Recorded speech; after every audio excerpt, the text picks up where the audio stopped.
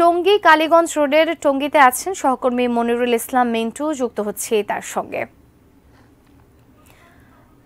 মিন্টু, শুনতে পাচ্ছেন নিশ্চয়ই আমাকে? কি দেখছেন সেখান থেকে আমাদেরকে কি জানাবেন?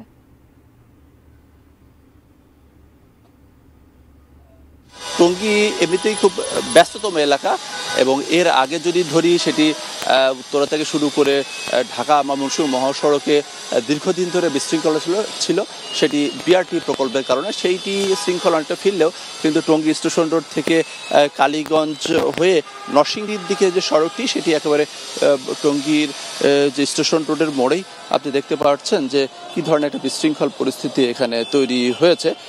সেটি রিক্সা, অটোরিকশা, ব্যাটারি চালিত রিক্সা, সেটির যে দৌরাত্ম্য, সেই সঙ্গে যে দূরপাল্লার যে গাড়িগুলো সেগুলো পাশে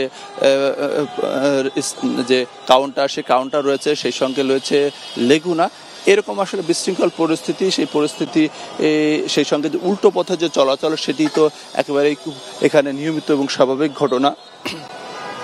মানুষের চলাচলের জন্য ছোট ছোট যানবাহনের প্রয়োজন, সেটির অস্বীকার করার কোনো উপায় নেই, কিন্তু এখানে যেভাবে চলছে সেটি বলা যায় যে একেবারে বিশৃঙ্খল পরিস্থিতির মধ্যে চলছে।